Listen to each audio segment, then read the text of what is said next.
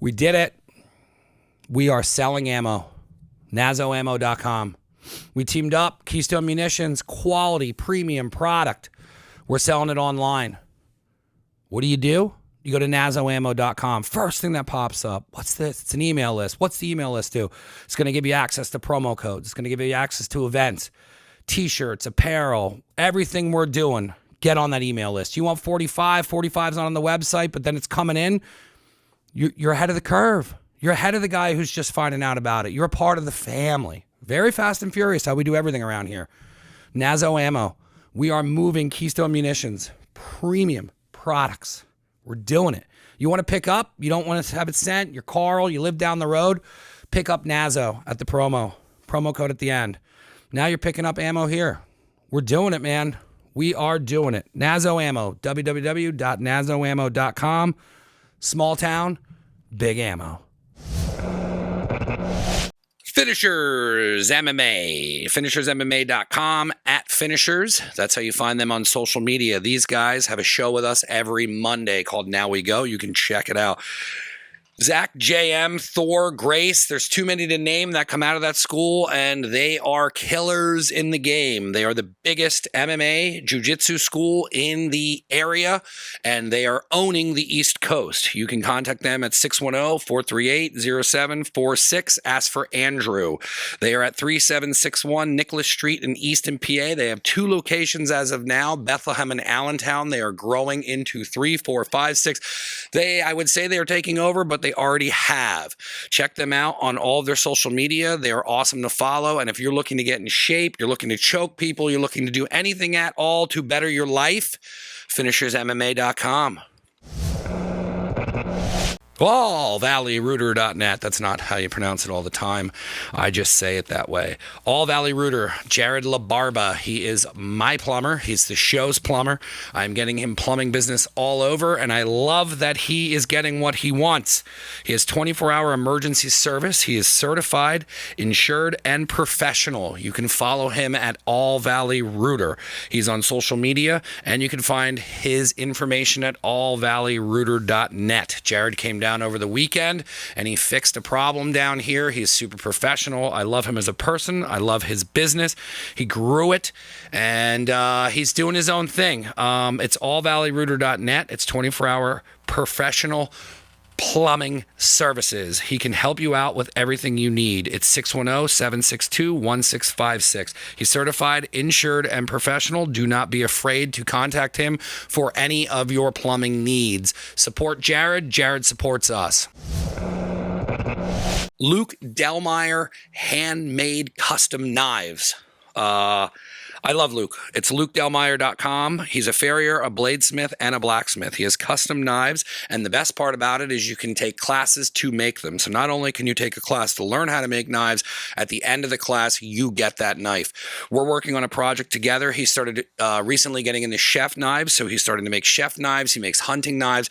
He can make any of your needs as far as blacksmithing.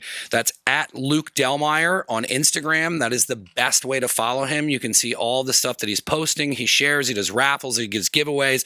Check out all things Luke Delmeyer at lukedelmeyer.com. We've had him on the show before. You can dig down in the library, listen to how he got started and where he's at now. I'm excited to work with Luke. He's a really good friend of the show, and I'm excited to showcase his chef knife that he's making me. Check out all things Luke Delmeyer at lukedelmeyer.com. Farrier, bladesmith, blacksmith. Rips Auto Detail. This guy is the best, hands down, in the area. I've interviewed him. I know his story. He's doing things that others aren't, and I love that he fucks with the show. I love getting the best of the best and having them support and be a part of this. That's what the sponsorship is for. I'm giving you the best people in their profession, and Rips is the best at auto detail. It's at Rips Auto Detail for Instagram. You follow that. He's showing you the different cars he does, and it's at 630 North Nelson Street in Allentown, PA. He offers paint correction, ceramic, SPS coatings, and more. This is appointment only, and it's ripsautodetail@gmail.com. You can call him at 484-553-1366. I tell you, follow him. If you don't know, you want to know more about what he does, follow him on Instagram. Follow Rip's Auto Detail, and you can see all the things that Rip does. He's a big part of the show. We have a separate show we do called Road Dogs, and you can check out his past interviews and hear his whole story. I couldn't recommend this guy more for your auto, car, boat, plane. This guy literally has done everything, and he is the best in the area doing this. Rip's Auto Detail. Groundhog. I was a mole last year. This year it's a groundhog. Never Again Radio. I don't know what episode this is. Welcome to Never Again Radio. We've been talking for over an hour. I figured we would start the show. I started following your Instagram account. You're a super interesting guy. I love the music. You have so much different music you post all the time, and I love that you don't just stay in one genre. But how the hell did you get started in music? You have a very interesting story with recording and everything, but where did it all start? Because you obviously were in bands and whatnot, but where did you fall in love with music? It started when I was younger, probably. My parents, my dad, my mom pretty much as well, but my dad, he liked soul music and the Beatles and the Rascals. So I must have stayed over like an aunt or uncle's house when I was younger, and I came in the backyard. My parents had a party, and I found a cassette, and it was Van Halen 2. And then cassettes. A cassette, yeah. So I used to rewind it with a pencil. Yeah. I have a really huge vinyl collection, but my cassette collection is pretty. I feel like cassettes also started getting popular to collect. Yeah, I love them. Yeah. So, I fell in love with Van Halen from that point, and then always looking at the cassettes, it always said produced by Ted Templeman. So I was always like, who is Ted Templeman? What does this mean? So moving on as I got older. There's no Google. Yeah, nothing at all. You can't ask your phone. No MapQuest or anything at this point. Yeah. So, I used to tell my father, I was like, I'm moving to California. I'm going to be covered in tattoos, and I'm going to be living with Van Halen. And my dad's like, don't let the door hit you. So that's how it started. And then always listened to like Van Halen and like, a lot of metal. And then I discovered hip hop at the same time, younger. So then, long story short, is basically I was working a bunch of jobs, delivering pizzas, cutting grass, and I worked as a porter for a thrift drug warehouse, basically dropping the mail off, cleaning stuff up, just doing whatever they needed me to do. And I got my first income tax check, and I said to my dad, I was like, Dad, let me take this income tax check and buy some turntables. And he was like, what do you want to buy turntables for? And I was like, I want to DJ to make money, DJ parties. He's like, you have the right mindset. And all I wanted to do was learn how to scratch and start a rap group. And that's the beginning of me. And then that's so cool. Yeah. And then there's so much to dive into. Yeah. I love hip hop, and I love scratching and turntables and all that. Yeah. Keep going. And I never took care of the vinyl at the time. And then what turntables did you get? At first they were Geminis, and then I finally got 1200s. I got 6 at the house right now. That's crazy. Yeah. And my brother Jack Sev, he's got 4 at his house too. And the price of those things. They stopped making them, correct? Mm-hmm. Yeah. Yeah. Well, I think they don't make the exact 1200s. From what I heard, there's a newer. It's been a while since I even touched those things in a minute though. But long story short, I got the turntables to DJ parties, and then I started this rap group with my friends. But what we would do is plug the turntables into a stereo, and we would put a blank cassette in and hit record, and then all my friends in my first rap group, they would rap to the B-sides. What was the name of the rap group? Suburban Hoods. Yes, yeah. solid. Yeah. And this was 1990. Yeah. And but where we would hang out and cruise our cars and everything, people were like, yo, who's that? And we're like, yo, it's us. And they're like, what? Wait, that sounds like a Public Enemy or an Ice Cube instrumental. I'm like, oh, because it is. So weirdly, I got to the point, like we found one guy to start making our music, and I was just the DJ. but that was actually my calling when it got to the point of like, you're not a real rap DJ if you know the DJ of a rap group and you're not producing and making the music. And I just learned the guy that was making our music, I bought the beat machine off of him, my first one. I still have it, and that's how I got started. And then I took one audio class in community college on a reel-to-reel, a console smaller than that, a little 4-track console. Probably like the one on the floor over there. Yeah, smaller. Yeah. It was like super old analog, and aced that. And I had like 2 credit courses to go to get my associate's degree, and I went on tour and I never went back. Did you struggle in school, or was it like? I was just trying to figure out like when you fell in love with it, and you know, like when I went back to take business classes, but it was for this business. Yeah. I did much better than taking a marketing class. And they're like, why don't you try and sell your pencil box? Like, you know what I mean? When it related to what I was doing that I was in love with, it was a lot easier.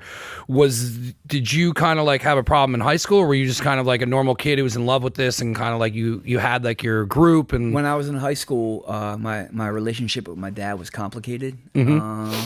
But weirdly, it was super complicated and rocky at times, but he was like my biggest supporter. Yeah, it's huge to have that. Yeah, and my mom, you know, when I got a gold record, I got one. They messed up the spelling on the gold record at the time, and then they were very apologetic. And when they told me what I wanted to say on the gold record, they asked me what I wanted to make it right. I was like, well, I want one for my house, I want one for the storefront that I own, I want one for my studio, and I want one for my mom. And they complied.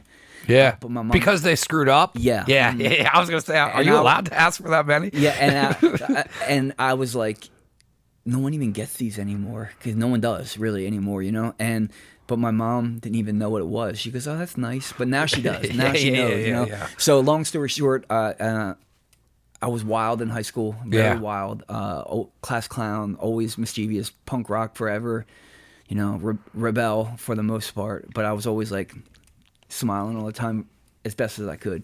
So I didn't have trouble, but the first time I ever went on tour was like the ultimate piece of freedom for me, because I grew up poor, never really went on a vacation at that time. Financially got better as my mom and dad got older, but yeah, first time I ever went on tour, I minimally slept 1 hour a night, because I couldn't even believe I was in Florida on someone else's dime for music. And then when I went to Europe the first time, it was like, I can't believe I'm in Europe because I do music on someone else's dime. You know, I feel very fortunate. Now, there's so much to, and this happens a lot, but the fact that you're just kind of like briefly being like, yeah, my gold record. But I like that about you, because it's not what, you know what I mean? To you, it's your passion, but like there's so much to pull back in there. Now, when you got to the point where you guys had the rap group, you started producing, you got your beat machine. When did you start realizing that you had like something that you were obsessed with creating, and like you were making beats for people to the point where you grew it to go on tour? Like how far was it from when you got that beat machine to when you're getting paid to go on tour? I feel like my rap group. Is that my phone? Sorry, guys. You're all right. You know, I was in my rap group with my 2 good friends for a long time, but then I decided to start something else because other people, like we were a regular rap group, but then we ended up having a whole band that was like harder. And then being that I wasn't making the music again, and I went from DJing in that rap group to rhyming with the guys in the rap group, I wanted to get back creating. Yeah, and then I started doing it for other rap groups, and then people were like, "Whoa, who's this guy?" And then, you know, the real reason why my name is Stress the White Boy is because when I would send music out, people didn't think I was a white guy, and people were like, "Yeah," and I'm like, "No, it's me," and they're like, I guess they're like, yeah, you're pretty fucking white, I guess. It is, I mean, you know, so that was like the joke. Like people are like, oh, STWB, you know, like people just didn't realize, like, I grew up around soulful music, and then my younger brother, same deal. He makes the same style of music and production wise, and yeah, people started asking me to do it, and then I started dealing with like a lot of legends in hip hop, and actually not placing songs, but doing songs there's a big difference. Where were you creating the stuff at? Did you have your own little studio? Were you doing it out of your apartment? Like at that point when you started having people contact you and kind of like, you know, reach out to you, at some point it has to kind of reach some sort of a professional level, or you have to kind of have the lab where you start out in. I mean, you obviously built it into what you're doing, but like when did it kind of cross over into like you started getting more equipment and then, you know, started really getting to the point where people are contacting you? Because I mean, we're talking back then when, you know, now I messaged you on Instagram. Yeah. Back then, you can't get a hold of people. It's a very different time, and sometimes I think people are so wrapped up into how things are now, like how things were back in the day. It was totally different. There was still phones. On the wall. Like I remember like having to call my buddies and having to know like we used to have a phone book that you have to write the stuff down. So like for you to be being contacted by these different people and whatnot, it had to have been you were obviously doing legit things. Always out there, always you're always present in front of everybody networking was totally different all day. You know, there wasn't any type of social media at all, so you always had to do a lot of free shit, to be quite honest. You had to pay it's paying dues, so sometimes you had to, you know, do a run, a tour, or a show, or a producer beat, whatever. I mean, I think about it all the time. Like, I don't even know how many songs I've actually created. I mean, there's so many on like the digital marketplace of people that I produce for, major labels, indie labels, my own stuff, whatever.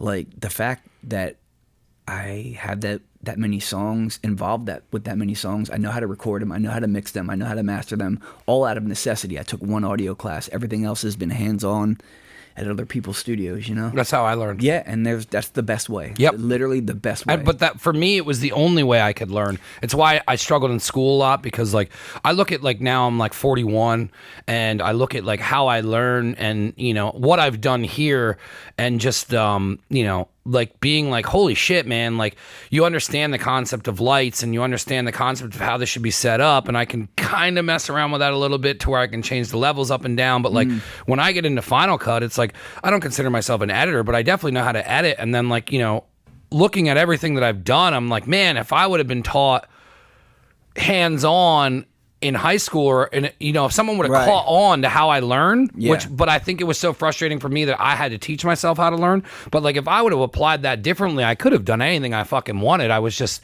the type of person that needed to do it hand on. But then I think it was because, you know, I run into so many different people like yourself where, you know, like when you said like you had to go back and start making the beats because you weren't doing that anymore. It's like when you're super creative and you have to create to like be happy, like when you're pulled away from certain things, you always come back to just kind of dip into different projects and stuff.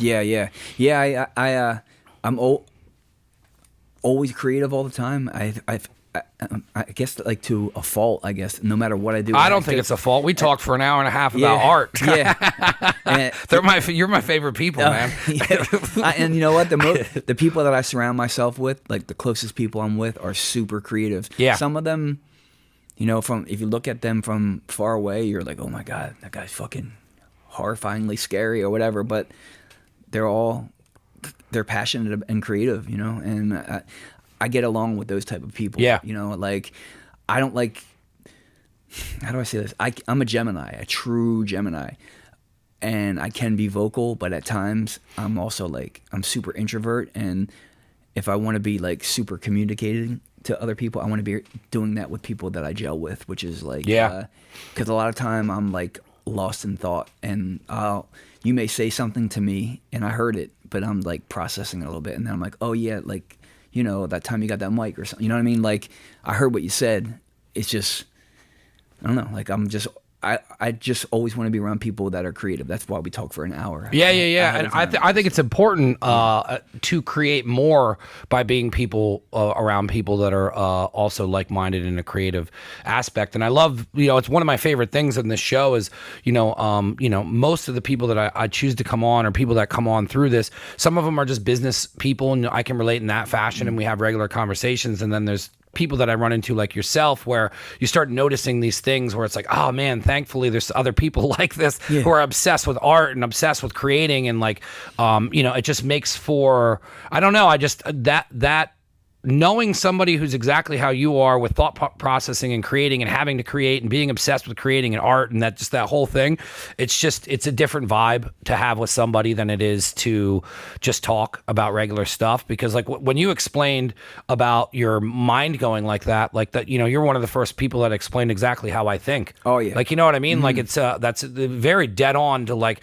how, and then sometimes people don't think I'm listening, but I am listening. I'm taking it all in. It may not look like that, but I'm also over here, and trying to fix a problem that I've been working on, and it's just this weird There's a bunch storm. of multitasking going on in the brain, and I can function. I get overwhelmed at times, but in the meantime, like I'm the worst person to argue with. Yeah. Because like I'm processing what you're saying, and it's going on, and I'm ready for the boom to come back. You know, yeah. But, like my friends I used to always be growing up, they're like, "You're so quick. Yeah, how are you so quick with the that's comeback?" What I was getting at. It's like, very quick mind. My mind, creative people's minds, work super quickly in certain ways, and in other ways they don't work. Yeah. I feel like they're just like they're very aloof about certain things.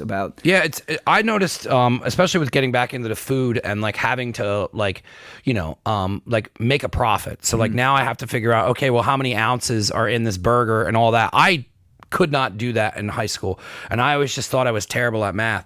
But then when I was doing it for a business that I care about and I love, and it's my creative passion, and I have to do that in order to create more, I started just doing math, and I'm like, oh, wait a minute, you can do this. It just has to completely apply to something that I have to be 100% in and on a creative level to want to learn. And like, to me, if something's not in that lane for me, and it's to a fault, but I don't care about it. Yeah. And like, it isn't important to me. For sure. And then that does affect some things because I get lost in my lane. But for the most part, this passion, this art, this project, everything that I'm working on, it's before everything else. And it has to be, because that's how, it's like a carrot in front of the donkey. This is how I fucking get through my fucking day. So, that being said, and seeing that, and you being drawn to creating and getting your beats and all that. So when you started getting this thing kind of moving, like, what was that like for you to be contacted by hip hop guys who were like, yo, we want to fuck with your stuff? Yeah, like a lot of like Poor Rich's Teachers, for instance, is like one of my favorite hip hop groups. And then one day by the Oxford Valley Mall where I grew up, I was at Bertucci's, the pizza spot, and then I see this dude. He's a little bit tall. I'm like, oh shit, you're Culture Freedom from Poor Rich's Teachers. And he's like, yeah, I am. What do you know about me, kid? Kind of vibe. I'm like, you're like one of my favorites. And he's like, what? And so I would do songs with these guys, or like Rampage, the Last Boy Scout from Flip Mode, Busta Rhymes' cousin, right? Doing songs with him. I did a lot of songs, even like Lords of Brooklyn or with Everlast on some remix stuff. I did the songs, recorded and everything. They just never saw the light of day, meaning the credit, the placement. And then I was out, so were they putting the songs on albums or mixtapes at the time, or they were just doing stuff? Yeah, you just basically a lot of times, at least for me, and I made my mistakes with it, I'm sure, but that's how you learn, though. No manager, I've had managers and they've never really did me well, and it's fine. I've done everything on a good rapport with people for the most part, but you do a lot of speculative work, meaning like, all right, I'm here with Mike and his group Never Again, and yeah, they're huge, but I don't know if the song's gonna make it. So you come to the studio, or you send the music out, and then they do it, whatever, and it may sit for a little bit, and then they'll decide if it makes the record or if it doesn't make the record. For the longest time, I was dealing with Swizz Beatz and Cassidy for the longest time. Oh, that's crazy. Yeah, right when Sony Studios was still open, I broke my ankle, tore the ligaments in my ankle with DJing for the Lords of Brooklyn. Came off tour, I tore the ligaments on tour, and I'm like at fucking Sony Studios, but like Jay-Z was there, Memphis Bleak, but all I cared about was fucking Large Professor from Main Source was there. Like Jay-Z walks by, Memphis, all of them. Swizz, I've dealt with Swizz and Cassidy before, but it's Large Professor. Like, like I'm dealing with all these people. And then I went on tour. My dad died. My youngest brother, he was 9 when my dad died. And I was working a lot at the time, touring, whatever.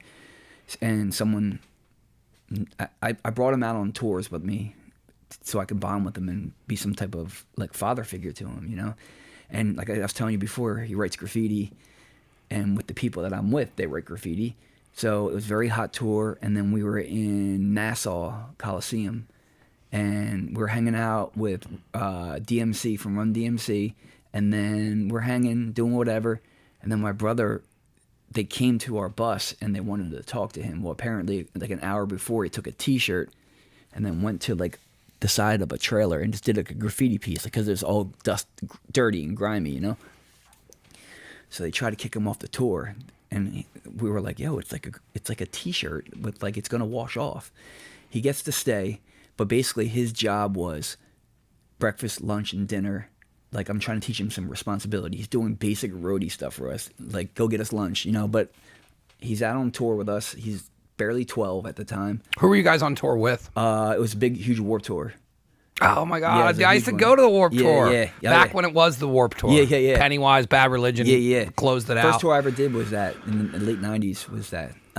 Was Warped Tour, and so he goes to get us lunch, and someone came up to him and was like, "Hey, you the guy from the Lords that got busted writing graffiti?" And he's like, "Yeah." And he goes, "What happened?" He's like, "Oh, they let me stay." And he goes, "You got to." The guy says to my brother, who's 12, "You got a black book?" And my brother goes, "I write graffiti. Of course I got a black book." And he goes, "Okay, well, hey, my name's Travis from Gym Class Heroes." He's like, "Bring your black book to the Gym Class Heroes bus, and then we'll get in each other's books." And Jack's like, "All right." And he goes, "Wait, I make beats too." And he's like, "How old are you, kid?" He's like 12, and he's like, "All right, bring your beat CD." So Jack runs back to the bus, and he's like, "Yo, Beat CD. yeah." And he's like, "Yo," because I always keep something on me, like, you know, in case you never know who you're gonna run across. Yeah, it's different times. Yeah. So Jack took the beat CD, ran it. It was back. your Beat CD? Yeah, Yeah. it was mine. And then last day of the tour in Cleveland, I see Trav watching us on the side of the stage. It was our last day, and then he came up to us, and then he came to me. He's like, "Yo, I love your stuff. I want to work with you." So I was like, "All right, cool." Came home, went to a Phillies game, and then I got a text and said, "Hey, man, I want the As Cruel as School Children record was released, and we're doing a repackage," which I think basically it was bombing, and they repackaged it with remixes. Lil Wayne was on one. I forgot they used to do stuff like that back then. Yep, Papoose. And then they hit me up to do one, and so I did a remix. And then they're like, "Yo, we like it, but we kind of want it vintage." And I'm like, what do you mean vintage? And they're like, because that's when like Amy Winehouse was kicking that like throwback sound. Yeah. So I was like, all right, I can do that. So I did it, and then, I kind of went out of my pocket because I actually, not a beat maker, but like a legit producer. Like, I always bring Chuck Treason on everything, but we also charted horns. Like, it made it really late 60s, early 70s. That's got to be fun though for you. And I'm not interrupting the story, but just because you're going through it, but like that had to be so fun to like go back and then remix that and like, you know what I mean? Like you have your vision of how this is going to be and like, oh, let's add horns. And like, you know, when you're talking about that, like I'm picturing it, I'm like, man, like that creative outlet to be able to do that must be so freeing. And then to be able to do it with other people at the same time, it's got to be one of the best feelings ever. That's what you said. You said it really well. Is like, I know no freedom, like either being in the desert, real talk, or like I don't like a commune type of vibe, like, you know, like kumbaya. Like all of us, I'm a loner, very much type of person, but creatively with a circle of people, it doesn't matter. All walks of life, it does not matter. It doesn't matter what genre of music it is. There's an energy of creating with someone that like. It's unmatched. It's unmatched, and it's freedom. It's freedom. You know? It's funny you say that too, because I don't get mine until I just recently, with just how busy you are, and like as much as I interact with people, a lot of times, you know, it's weird is that I'm shy, and I like a lot of this is from me forcing myself to I am as well. get into situations. So it's normal for me to live in this persona, but the deep core of it that like a lot of my friends know, and like there's this version of me that I have to I have to show on here, but like there's a version of me that like, there's a lot going on and there's a lot to everything I'm doing. And the more I create and the more busy I get, it starts turning into my life. And it's sometimes that's caging. And when you said the desert and, cause it's like, I get my freedom in creating like this hour. I'm not thinking about anything. I'm focused on you and we're vibing. And, this is my version of creating because I never was able to do it in any other way. But then when you said the desert, like, I just started having pictures of green when I would get stressed. And I'm like, you need to start going to the mountains. And like, it was a calling. And as dumb as that sounded at the time, I don't think it's dumb now, but I answered the calling. And when I answered the calling, I started having a lot more space and freedom. And then like, I started being able to create more when all of this was away from me because that's how it was created out of nothing. So now it's like, I'm still trying to create, but I have this over me where now I have to go back out to where it's open because that's where I originally started this from, because it starts from nothing. So when you start from nothing, there's a lot of space. And then when your life becomes overwhelming and girls and relationships and family and all that, it becomes tight. Then to go, you either need to create, and then sometimes creating too much, it gets tighter. But then to go out, the desert is also somewhere I've been wanting to go. The mountains for me is where I'm at now. But in the next couple of years, when things work out the way that they're going to work out for me, and I can travel more, the desert is one of the places that I want to spend at least a night in. Yeah, it's my favorite place. Like people ask me, It's got to just be so quiet and open. It is. I mean, I'm out there shooting like sometimes 2, 3, 4 in the morning by myself, solo in like sketchy spots, trying to catch the Milky Way. Because I do a lot of astrophotography, and always have a pistol on me. But I mean, that ain't stopping me from like some type of spaceship or something coming to take me out. Yeah, I have a friend. We go down to the Outer Banks every year, and we sit out. Oh, it's beautiful. And we sit out, and the stars at the Outer Banks. It's one of my favorite places to go. And he's always looking for UFOs. He's always looking for, even where he lives at now. He's got a studio up the road, and he's on 5 acres, and it's in a corner, and it's a beautiful piece of property. And sometimes we'll sit out by the fire, and we just, you can walk. There's a cornfield behind him, and the lady's got it mowed out so she can walk her horses. So we have a path that you can literally walk and look up, and it's like cool. A planetarium. But it's some of my favorite times with him is just looking. I'm always the idiot who's like, my leg itches, and he's like, shooting star, and I'm like, what? But that's always me. But I saw one the other day. That whole freedom of the desert and the openness, I connect very well on that. So now you're, Oh yeah, my brother got busted. I mean, he got busted on the graffiti. What a weird way for all that to turn out too. Well, and then it was like it kickstarted me, even though I've been doing it forever, and then it kickstarted my brother at the same time because, long story short, I get to the Phillies game, I get texts from Trad, they want to work with me, it's gonna happen. I do one, they're like, we want more vintage, so I do it, chart out the horns, and I don't hear back from them. It's always hurry up and wait. In the music business, it is what it is. And then I'm getting a little irritated, like just the fact that I don't know what's going on, and that I came out of pocket, whatever. And then I was told that maybe Joel Santana, who I love, Dipset, or Omarion may get on the song, and nothing. And then one day, I just woke up to my email, and it just says, GFK vocals, please insert into remix. And it was Ghostface Killah. And so, and now I love Ghostface. Yeah, he's in the lobby. Oh, my gosh, yeah. He's my favorite. Yeah. And so I get the song mixed. I send it, it makes it the record. How crazy is that for you to stop for a second to just get the vocals? And then you're like, holy shit, this is fucking Ghostface, and I'm the one putting this shit it's got to be a surreal. Oh, yeah. I mean, it's got to be fucking weird. It's what is that feeling like? Is it fulfilling because you're accomplishing these creative goals, and you're like, because I mean, it's got to be weird to have started this, and then it keeps going, and I interview people, and it's kind of usually the thing where it's just you stay in a lane, you're good at something, you keep working at it, you don't give up on it, and you do not stop. And you keep going, and eventually these things that you want to do start happening. But when they happen, it's not real. Yeah, I think people. It just dawned on me when you were saying that. Like, you stay in your lane, you keep riding it out. You're bound to succeed. Yeah. I mean, but you know what? It just dawned on me. It's just like everyone has this climatic ending envisioned in their brain, and it never works out to be what it. No. And that's where people get lost or confused. Yep. Whatever. At the end of the day, like if the music business sucks. Like it's the worst. Whatever. Like I'm not built for the music business. My brother's not built for the music business. But I always tell people it's like the most even keeled playing field to make a living. If you're good at it and have some luck, whatever. But even if there was no music business, I would still be doing what I do. I'd still be shooting photos. I'd still be making music. And, they can't take away. I tell that to everybody. They can't take away.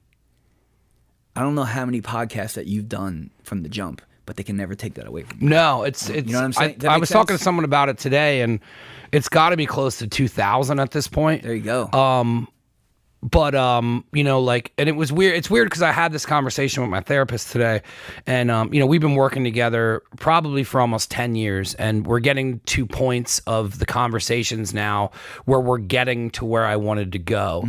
And like I was talking to her today, and she, and I would always say to her like, hey, like I don't take a lot of credit for anything, and she's like, every time you get to a goal, you push it out further, so you never get to the goal. And there's a reason I do that is because I'm going somewhere very specific that's in my mind, and I'm months away from doing that. And then like I never knew what the finish line was going to feel like. I never knew what it was going to be like. And then now that I'm here, I'm just like, oh, like I'm prepared for this because I've overworked every single like I explained to her, I'm like, it's like having 100 pins around you and you just keep pulling them out because you're just making excuses never to get to the last pin. And then eventually you just run out of all the pins and then there's only one left. And that's like where I'm at now, where there's about 5 pins left. So it's like, well, we're pulling the pins out because we pulled all of them out, but it's like how I feel isn't what I thought it was going to be like. And my life has changed so much since I started this, where I'm so humbled at the fact that I get to do what I want to do for a living and I love it, that like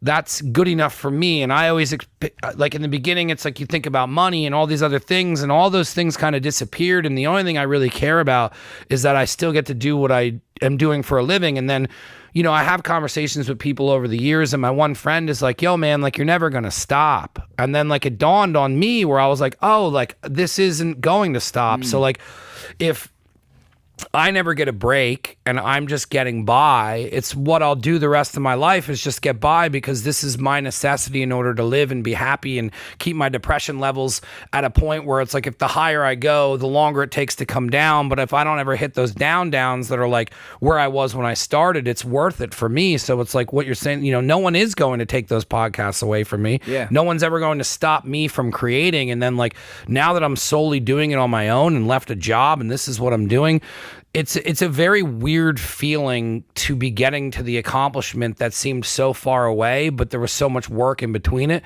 So that had to have been weird for you to have just been busting your ass, taking your brother under your wing, doing all this stuff, and then this weird incident lands to this shit where now you got a fucking email with Ghostface's vocals over top of it. Yeah, like it's got to be a fucking, like when you press play, it's got to be like, whoa. Well, you can solo, when you're working per track, like for people that don't know, you can solo out every single thing, and you could actually, it was a reality with Ghostface is like,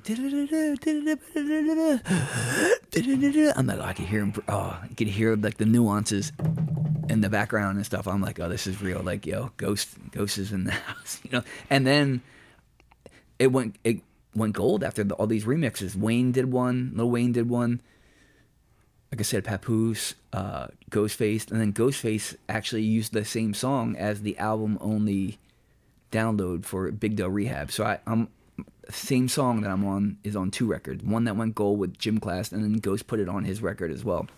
That led to Tyga, to a song with Wayne, to Good Charlotte, a whole bunch of stuff. All because I put the work in for so many years, and it took my brother something bad happening to my dad for me to just bring him out there with me, and that's how it really started for me. So when I finally found out that it was going to happen, and I signed off on, like, I was going to Ireland with my mom. I was actually taking my mom home. My grandmom had passed a couple years before, where she grew up and was born and raised in Ireland. I took my grandmom home to Ireland the year before she died, and then I'm in the airport, and my mom's going to Ireland for her first time, and we're going, and then I get a call from the label, and like there's some drama, and I'm like, fuck. I'm like, Mom, you guys just go. I'll spend the money and I'll meet you guys over there. But they worked it out. There needed to be an edit done that they didn't like, and the mix was already mixed. It was already mastered, or was going to be mastered by the label, but they worked it out somehow. So I got to go to Ireland. Yeah, that's got to be fucking nuts, because you really can't be like, I'll talk to you when I get back from Ireland. Yeah, I mean, and at that point, the game, like, I've worked with Porches Teachers, or I work with Rampage, The Last Boy Scout, or Everlast, or Lords of Brooklyn. That's like the fisherman story. Yeah, I caught a fucking 57-pound largemouth bass. Like, no, you didn't. Like, same thing. It's like, oh yeah, that guy over there says he worked with this guy or that guy. And it's not until, like, your credit is worth more than money in music, because that begets you other work, you know? So, that guy produced Mike and Never Again. That song did good. So then it just opens up your lane for more work. You know, it's a shit business for the most part. Like, there are real creatives, and then there are people that are there for not even 15 minutes at this point in the game. It's 15 seconds of fame for what, you know? Like, no, they don't care about a legacy, you know, and I do. You know, like I said, I can die tomorrow, but my music's gonna, whatever I've done, it's gonna be here for. I hope it's gonna be here forever. But you know what I mean? Like, yeah, it's fucking. I'm having a brain fart right now, dude. I'm a fucking stoner. What do you want from me? Yeah, I mean, being creative, like with Ghost and all that. Long story short, is like, I can't believe that I put all that work in. That's what I'm getting. All the work. And I'm thankful that it did, because it was so stressful for me, because I got to that far with supposedly working with someone where that fucking credit's right there. I'm like, I need that. Like, yo, I'm getting that credit today. It's the vibe. You know what I mean? Like, yeah. At least to show something of all the hard work and bloodshed and tears or whatever the shit you've had to go through, and your perspective, you know, path of what you're doing. Me, it's like nonstop dealing with people that either they're trying to rob you in the music business all day. Artists, labels, managers. It is what it is. But you hold on, you fight, and then you get a placement. I got lucky. Real talk. The first placement I ever had, it went gold. Like, and then it just opened up the door for me. And I haven't had very big placements lately, because the music business is what it is, but they can't take what I've done away from me. Yeah. And now I selectively pick and choose the music that I work with. I still work with my main dude, one of my best friends in the world, Chuck Treese, and we're always working. And I can honestly say that I'm happy again doing music again, because I just do what I want. I just literally make. That's super freeing. All different genres, because, like, the people, like, for instance, like, if you're a hip hop producer and you only listen to hip hop, you're not going to do well. Like, the best producers are the most open-minded people that listen to all types of music, you know? I think that goes hand in hand with anything you do. You know what I mean? If I was narrow-minded and only wanted to interview a specific style of people, this show wouldn't have turned into what it's turned into. And I feel like, because I'm super open-minded, and, you know, and we have so many similarities. And when you're open to music, art, and you allow all these creative things to come in, I feel like it changes you to a more open person. So, like, I can sit, you know, I interviewed last night, you know, for instance, so what we've done so far is I interviewed a CBD girl.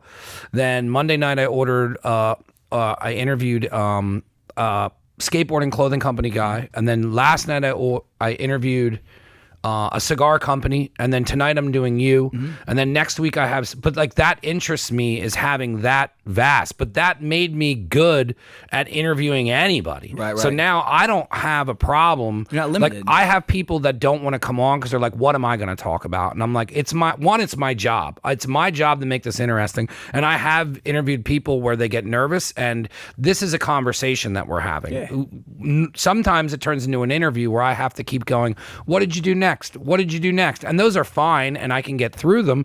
But if I would have never interviewed people that were difficult to interview, and I stayed in a lane, it wouldn't be growing to what it is. Plus, I get bored easily, where it's like, well, I don't want to just talk to a barbershop every goddamn day. It would, you know, because there's times where I just get tired of interviewing people, which is why the food is such a blessing to me, where I can turn over, dump into that, come back over here, and then go back to interviews. But like, if you only, I mean, and you were so lucky to have parents that listened to different styles of music. And I feel like my dad was, he got into the Moody Blues. Yeah. And I didn't find out that they smoked pot till like way later in life. And I'm like, they're like, we grew up in the '60s, idiot. Like, what do you think we were doing? But my mom was heavy into the Beatles, and my dad was into Simply Red. And like when we would go on vacations, like it was stuff that I didn't like back then. But like I'm the biggest Rod Stewart fan because of my mom, and I took her twice to see it, and it's still the greatest show I've been to. But like because of that openness to be able to go in and out, and then like I hung out with people where I got into hip hop and got into Wu-Tang, but then I was into hardcore music because there was a time when I was drinking so young, and then I stopped. So I was like hanging out with like the hardcore straight edge kids, but then like I became friends with so many awesome, unique people. And if you're not open to other stuff, I feel like you're so limited to like experiences and who you are as a person. I think the whole creative world. Who was I telling this the other day? I forget who else. Anyway, it's like the creative world. You don't know who you're gonna rub elbows with, right? Like look at the Beach Boys. Or, was it Dennis Wilson? I mean, he had Charlie Manson up in the spot, right? Like, I want to know more about that guy. You know how many degrees of separation there are to like. I mean, you don't know who's gonna be walking up in the studio, the room, the venue you're at. It's all walks of life. But I mean, depending on, that's anywhere you go. But I think it's enjoyable when you look, for me, because I'm a very private guy for the most part. And anytime you ever see me on social media or like this, like. Yeah. I am letting the whole entire world. I'm dying inside. Yeah. I'm dying inside because I just don't do well in big crowds. The first time we talked, that was the first thing I said to you. Was I said, I really enjoy where you're at, and it's where I'm trying to go. Like in the middle of fucking nowhere, it just looks quiet. It is. You have your workspace, you have your living space, and you can get a cup of coffee, walk over to where you want to go, and be left the fuck alone. But if you also want to get on your mountain bike or go shoot a gun, it's a block away. And I'm just like, it was what I said to you. I go, 5 years. It's where and it's funny because. When this started, what I thought I'd be doing, because you just picture all this different stuff, and it was a clothing company. I wanted to get in PacSun. DC was huge. Rob Dyrdek. I'm like, this is where I want to go. And now it's just like, how about like a giant empty house with like a bedroom, a bathroom? It's got to be really open, lots of art, and then I would like my studio to be separate. Yeah. And then people come to me. The last house I was in, I was there for 15 years, and after a divorce, like it was like my studio was there, but I recorded drums inside a major part of the house, like because the acoustics of the house were huge. The house was way too big for one guy, two little 7-8 pound dogs, and a one-eyed cat. You know what I mean? So I dumbed it down, not dumbed it down, but I simplified, and my house now is like not that big. It's unique, but it's two different properties two different structures on the same property. Yeah. And it's like 2 acres of, I have no lawn to cut. It's just trails. Yeah. And I live on a creek, and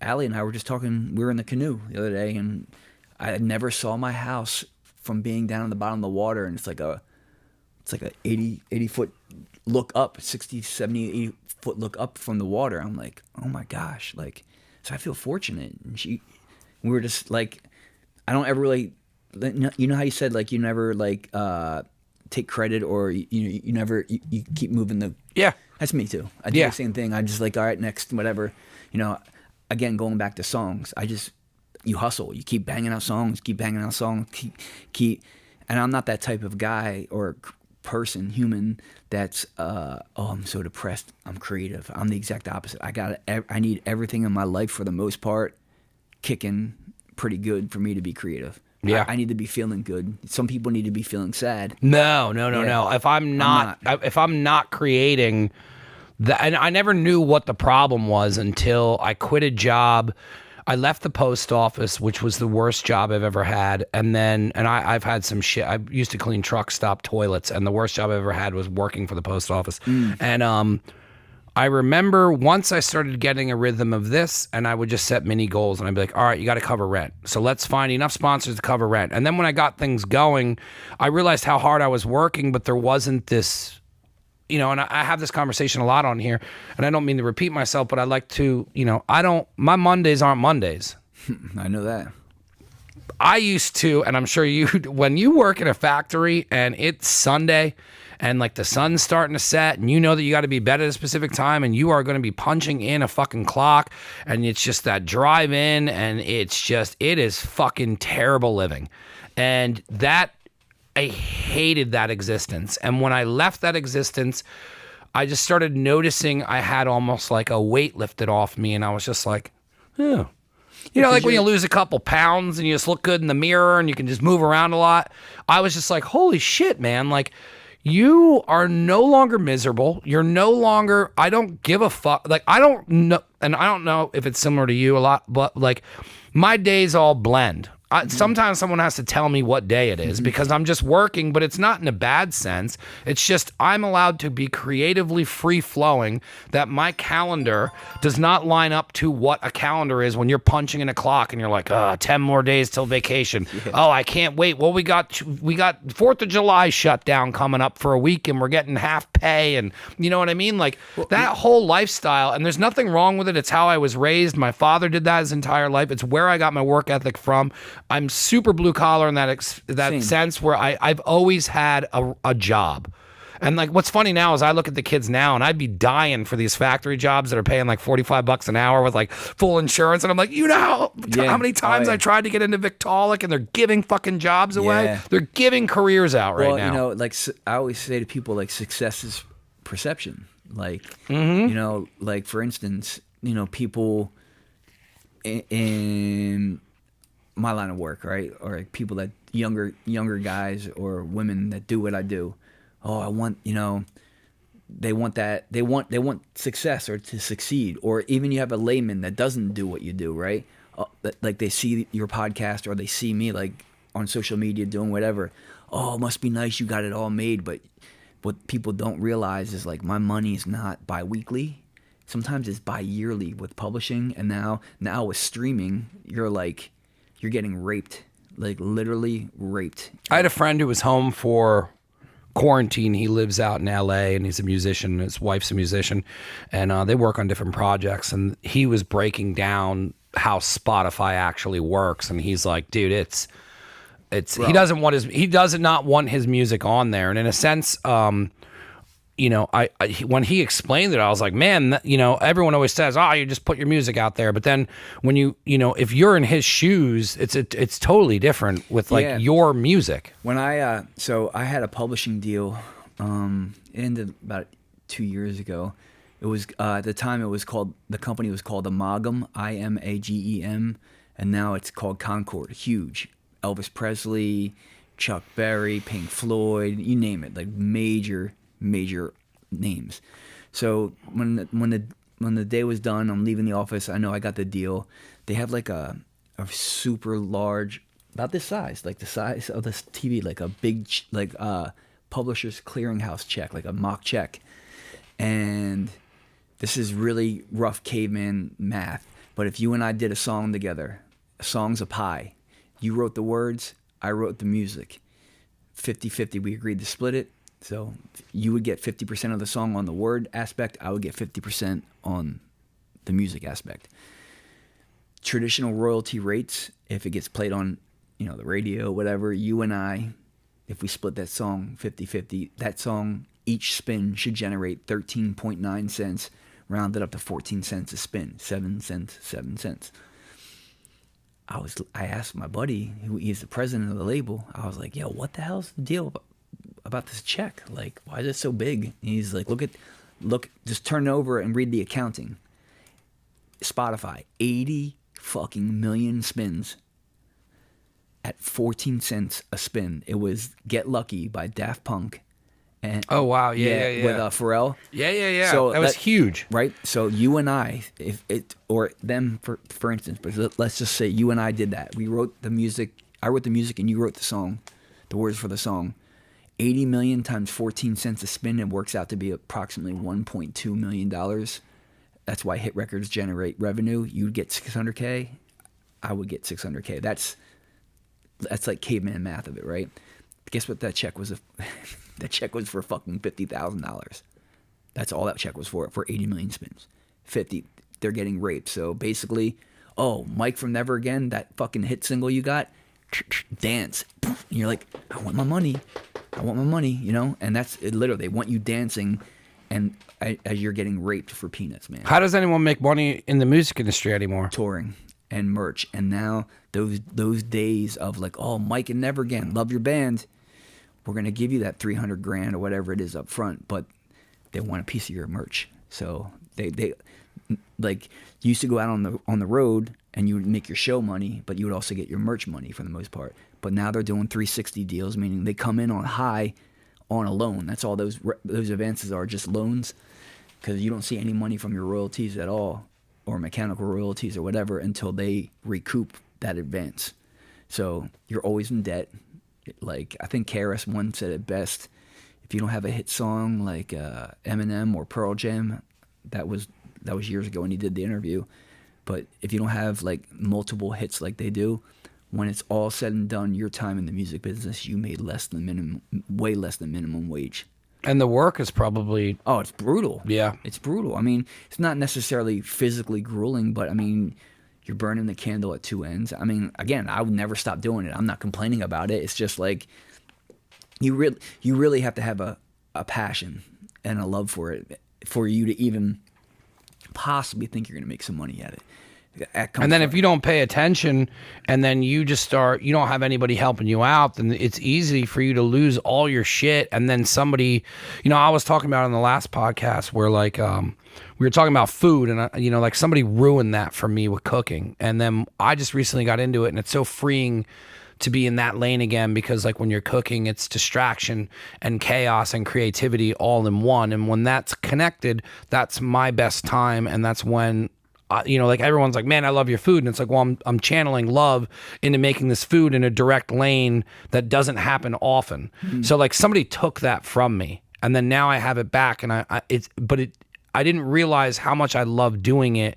And then that somebody took that away from me. So now there's probably so many artists who are in love with creating and then get crushed by that and then are just so bitter because of the fallout from it that they just stop creating. Right place, right time, it's all who you know, because there's always someone better than you out there. There's always someone. There's so, like, even like guitar players, if we're just going back to Van Halen, like, yeah, Eddie Van Halen was like an anomaly, obviously a trailblazer, pioneer, but there's a million Eddie Van Halens out there now. And yeah. Like, I don't know if it's like kids in video games, like kids are so advanced now compared to like just with their hand-eye coordination with certain things that they're doing, whatever. And you could learn how to play the guitar off of YouTube. Yep. I learned how to edit from 8-year-old kids in England being like, click up here. And I'm just like, I'm so dumb. This is a child teaching me how to do Final Cut. But I learned Final Cut through talking to a friend on the phone and watching YouTube videos, or then he gave me an account where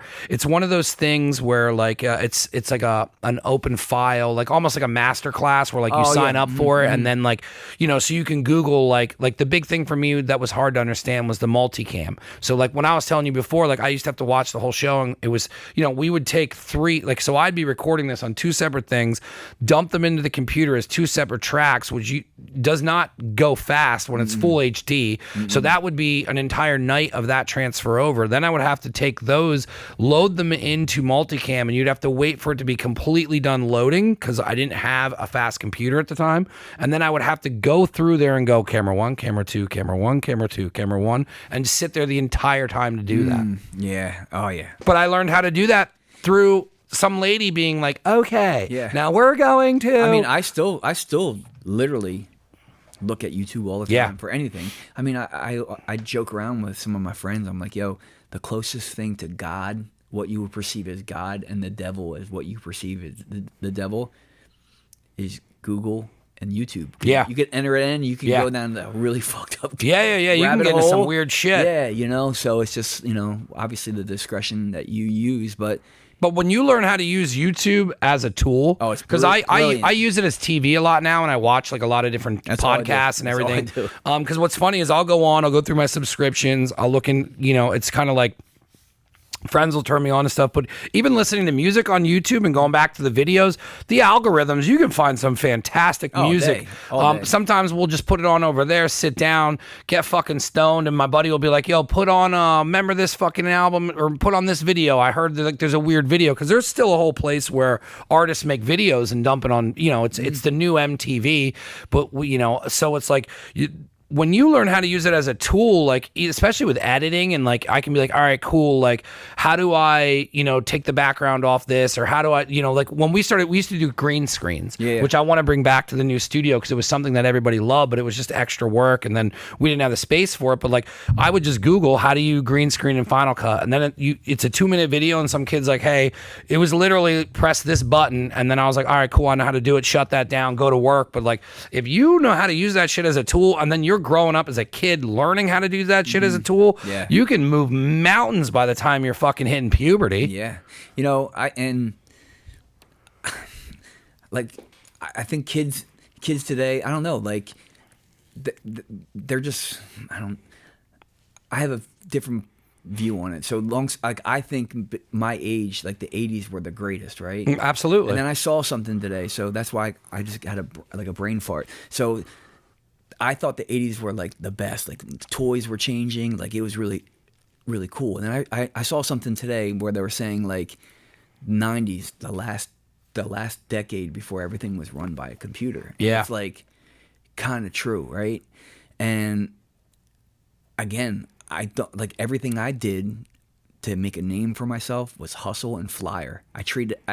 Everything. Flyer at the mall. I mean, we would go to the mall just to stir up and like, hey, did the new Suburban Hoods come out? I know records come out on Tuesday. And they're like, no, nothing's out. Like, we would make up like I forgot fake when you would labels. have to go to the mall when shit dropped. Yeah. Oh yeah, dude. We would do. We remember when they do the midnight releases. Yeah. Some of the places would. I remember we went and got Eminem's album because it was such a big thing, which I believe is his second album. And there was a line out the door. Oh, yeah, I remember. And then we went to. It's in Bethlehem. I can't remember the fucking name of it.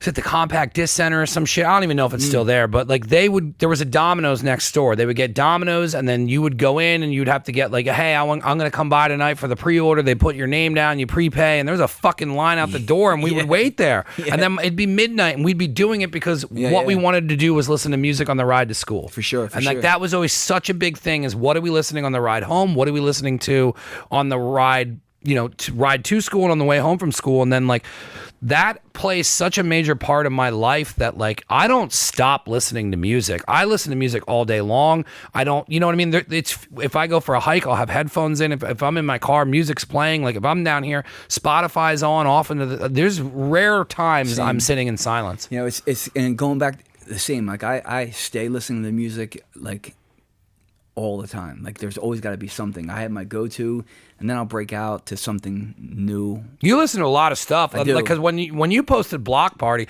there's not too many people I know that are into Block Party or know of Block Party. Block Party, that was such a specific time in my life when that album came out, and it was the first time where I could listen to something from front to back. And then that's when I realized that there's a different way to listen to music, listening to the entire album. And then like that Silent Alarm, best. But then that got me into like I didn't realize how much I was into like that style of Euro music and like Britpop. Yeah, and then like I'm into that. Like now I try and search that out, and I'll go through Spotify, but like I start catching different artists like that, and I'm like, dude, there's this whole weird genre that not a lot of people are into. I mean, they are, but like around here, But, like you know what I mean? Like it's few and far between where I run into anyone who's like, oh, Block Party's good. And I saw them twice in Philly. They're fucking awesome live. Did you see them the last time they were there? Yeah. Yes, I was there with my niece and my Yeah, you were probably at the same show that I was at. Yeah. That's so crazy. It was awesome. It was awesome. And my niece, because they did the Silent Alarm album. Yes. Yeah, So it's because I got to see them it was actually in New York, and I got to see him. Terminal 5? Probably. Yeah, I was there. Yeah. We were there. And I brought my niece there as well. Yeah. A girlfriend bought me the tickets years ago, and it was the Silent Alarm album. Oh, it's so and then when they were retouring, I was like, oh, my friends, they all went. They're into them, like they enjoyed the show, but like I was getting like choked up, and I'm like, this is so fucking good. But dude, that album's fucking front to back. It's like sometimes when I want to get in a mood where it starts with the drums and it's like like it's the punk tom. Dude, that's a fucking awesome album. Yeah. And I didn't know Steve Aoki put that out. Oh yeah. Because I watched his documentary and he was the one, and I was like, holy shit, like that guy's this big, and he was, and that's another person who just doesn't ever fucking stop. That Yeah. dude's a lunatic. Yeah. It my niece she got into them just like she got into like punk rock and everything just by I would pick her up from my mom's, bring her to my sister's, whatever, and next thing you know she loves the Descendants, she loves the Bad Brains. Next thing you know she loves Block Party. So I felt fortunate to see them, especially on the Silent Alarm. Yeah. When they did it, first time I saw them was their original drummer. The second time is the new drummer. She's good, but I like the original drummer. Yeah. But yeah, I listen to a very diverse type of stuff. I mean, from the most, I get made fun of sometimes because, like, I'll listen to Mobb Deep or something like super hard, but then I'm listening to like Black Bear, who I love, who I get made fun of for all the time. But I'm listening to like, melodies, structure, everything. Like I'm just listening to how the song's written and getting into it, So I switch it up. I go through so many different genres of music. Same. And I believe taking Spotify away, what they do to the artist, out of all the streaming services that I use, I feel like that is the same as if like you're in a record store and somebody's like, hey man, you know what you like? Because when my buddy DJs around here, and he got me into DJing, and at one point I was at a crossroad to either start my own, just DJing like what you did and just doing parties and bars, or stay with the clothing company. So he was going to sell me his old decks, and I got to go down to New York, and we it was in the Village, and we went to the Scratch Academy, and I have them somewhere framed. I got to find them for the new studio, but I did 2 courses there, and it was crazy. It was going to school to learn how to scratch, and we used to go into the city, and that was right when they started using that you could scratch on MP3s. I forget the name of the fucking Serato. Yeah. So right before that, but I used to carry the records, and my buddy hey, I got a party coming up. I'm gonna go get the new Fat Joe album. We're going to Fat Beats. So we would go down there, and I remember being in this thing, and there was this shit playing, and I was like, yo, what is this? And the guy's like, Snow Goons. He's like, check out Snow my Goons. people. Dude, I love Snow Goons. Oh, dude, you want to hear something really crazy? So, Manu, DJ Illegal from the Snow Goons, like, they stay at my house all the time. That's crazy. Yeah, and all the time. So, Gisela is Manu's mom, and I was on tour. The majority of my Europe runs have been on a Snow Goons tour. And, like, Det is a Snow Goon, and Manu, they're like the 2 main original guys. And I've been over there many times, and one time Manu's mom, I was really sick. I was really, really sick, and we had a day off, so we stayed in I forget what town it is, like Kralsheim, Germany. And his mom. That's so crazy that you get to travel. You got to travel the world doing something you love. Oh, dude, I feel so fortunate because like I'm on the Snow Goon tour. I was in Dortmund, and someone was like, "Oh, DJ Stress." I'm like, the time's all off, and I call my mom. I'm like, she's like, "Is everything all right?" I'm like, "Mom, they know who I am in Dortmund." She goes, it's so weird having those conversations with your parents. They have no clue what you're talking about, but you have to tell and someone. I woke her up or something. I don't know what I did. Yeah, but I going back to it was that Black statement- Snow, or it was the Black Snow album. Oh, yeah. The one where I think it's like King Magnetic starts the whole thing off. Yeah, so- and he's like, "Brap." That was playing, my and that's what I boy's was on that. introduced to. So my good buddy Brainstorm is on that. I recorded that verse, and then Vyro, R.I.P. He's on the Black Snow record as well. That Black Snow record is still goes down as one of my favorite fucking albums, and every now and then, because that's got a whole flow through it where it starts out so strong and it like punches you in the fucking mouth, and it's like, but I love They're good people. Yeah, and They're then really good it people. slows down a little bit, but like that's another one front to back. I can listen to that whole album, but it's funny that all connected. But I remember being in that record store, and I was like, "Yo, what is this?" Yeah. And we both picked up an album, and that's like, I had it on vinyl for forever, and like back then I was just letting him keep my shit, and then eventually I think a basement got flooded, and he lost like fucking like crates of fucking albums. When we get done, I'll tell you. But remember, so I used to have a record label. It was called Crush Unit, and one of the Snow Goon songs is called Crush University. And there's a video. It's me, well, obviously the Snow Goons, because they stayed at my house, so we shot it around where I have a commercial piece of property in Bristol, PA, and it was like a streetwear store. Then it was a barbershop, whatever. But I had a storefront there selling like Rebel 8 and Obey and a bunch of stuff. And was that back when like that shit was hard to? Yeah, because I remember when I first got into clothing. It's so funny the amount of shit we could talk for 5 fucking hours. You can definitely come back whenever you want. Yeah, but like I remember when I first started getting into clothing, I was buying West Coast clothing that wasn't known over here. And the one, I forget the fucking name of it, but this is back then when like it was cool if it wasn't Impact Sun and like the Rebel 8 stuff and all that. Like, I mean, that stuff's awesome and I love it. But like when Rebel 8 was Rebel 8 and it wasn't fully everywhere, like that was such a sought after, like it was unique. Like if you were wearing a Rebel 8, like I remember wearing shit from Cali and people were like, "Yo, what's that from?" And I'm like, but it was like I was supporting these clothing companies when back then it was like, you know, the internet. It was like the first time people were putting up web stores. It is not how it is now, where you can literally press 2 things and fucking. Like I ordered shit for baking yesterday and it came today. Dude, I can't believe you said Snow Goons. Man. Yeah, dude, they're like one of my favorite albums. Is that I love Snow Goons. What up, Manu? Manu's my buddy, man. Yo, as soon as this comes out, I'm sending it to him. He's gonna. I'm actually gonna text him tomorrow and be like, "Yo, dude, you came up on a podcast." Yeah, man. We were digging for records and they must have just dropped it, and it was like they would put the albums up on because it's a very specific looking cover, and they would they put it up on like a prop thing where they would have the album and it'd be like new release shit or like what's playing. And I remember like we were digging and my buddy's like, "Dude, these beats are fucking crazy," because they had like the orchestra shit over it, and it was just very like, dude, this is nuts. What's funny is now that we talked about it, I'll be listening to it all day tomorrow. But I go back to that album and I dig into their other stuff, and like they're one of my fucking favorite groups, man. Yeah, they're good people, man, and they you know how I asked them, I was like, how the fuck does someone, because they're not young, right? They're not like getting into hip hop now. They're like probably 40 something, almost 40.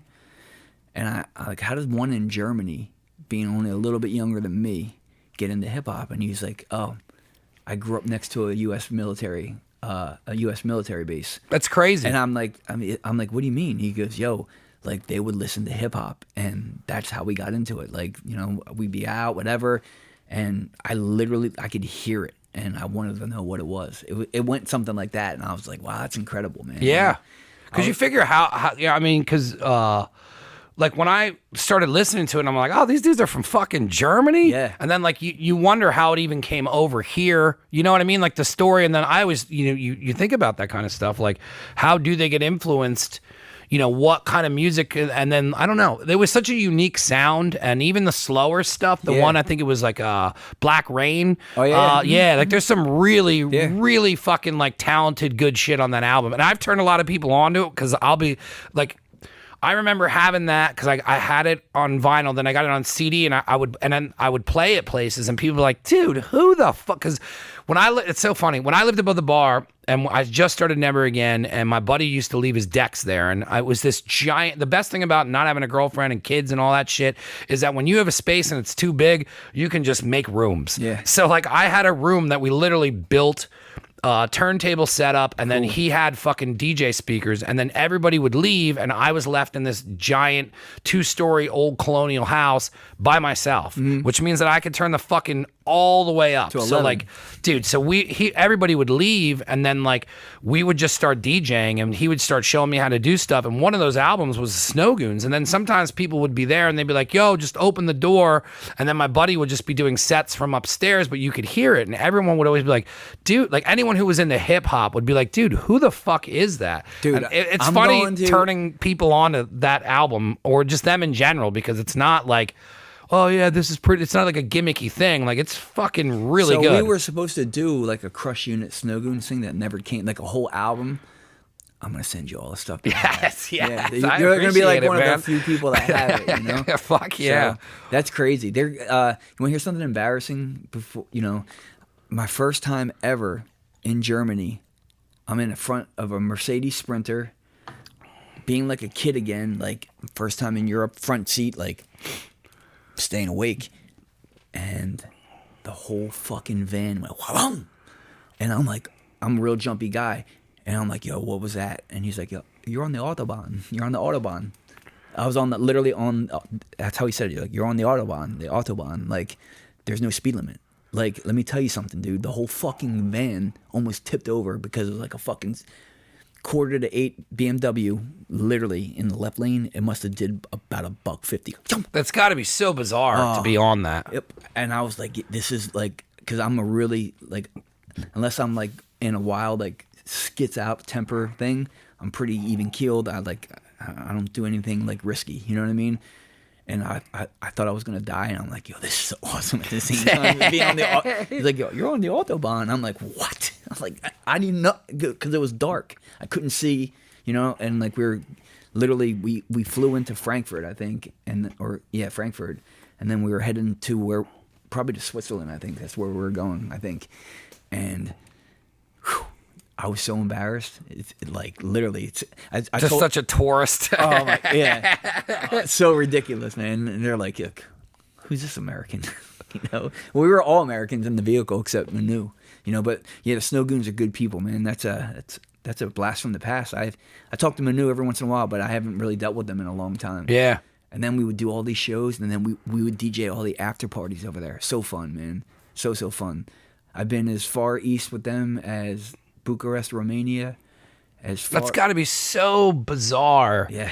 But like it's got to be for somebody who's creative to take in culture and take in everything and like just take in the art, and then there's probably massive language barriers, but to be able to go see all those places and then perform for people and then be doing after parties, it's got to have been totally fucking surreal. Yeah, I always tell my mom or tell people I'm close with, like, if we talk about, I don't know, like what I do or whatever.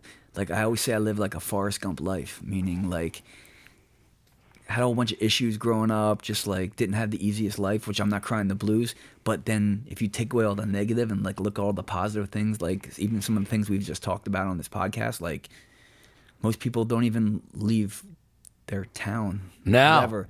And let alone I've had a lot of shitty shit happen to me, like traumatic, really like PTSD type stuff. And here I am still doing what I do. And one thing is I do what I want to do. I do. So that said, going back to like your 5-year plan, whatever, it's just it's perspective of doing what you want to do, how you want to do it, as long as you're not hurting yourself or hurting someone else. There is no rules. I don't believe in rules, literally, unless you're not hurting someone else intentionally or hurting yourself. Like, who gives a fuck? It's very, and I love the point that you brought that up with the rules and the boundaries, because if you live a way where you're creating your own work, you're creating and you're living in your creativity, there are no rules to anything you do. And like, there's so many people that I've worked with or, you know, that I talk to, and I started realizing that now that I'm living this way instead of doing it part-time, it's changing me.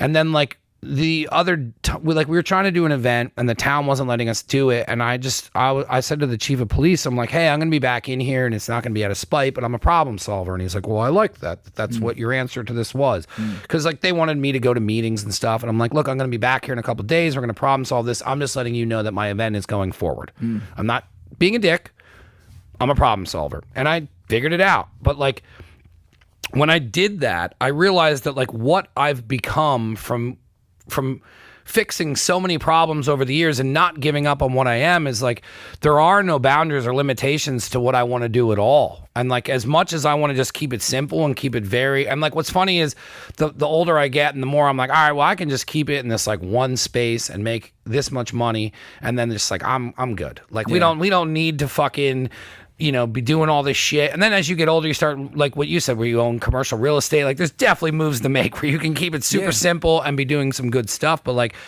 I look at things now and I'm like, man, like I'm so lucky and so fortunate to have never given up to the point now where like there are no rules to what I want to do on a daily basis. If I want to just go get away and spend some time in the mountains, and like I told you, like I'm now doing that, but it's my job and I'm turning it into content, and now I'm just free-flowingly living through my life, basically painting a picture through social media. For sure. And then just living through that is like there's nothing really at all. Like, you know, I'm not doing dumb shit. I'm not hurting myself. I'm not breaking fucking laws. I'm not doing dumb shit. Like, I'm just kind of like towing the line of like my existence of what I want it to be. And then like understanding that and taking it in as I get older is like, holy shit, man. Cause I know a lot of people that just work, and I'm not knocking it. Cause I did it for I couldn't do it. I'm not the type of person that can do a 9 to 5.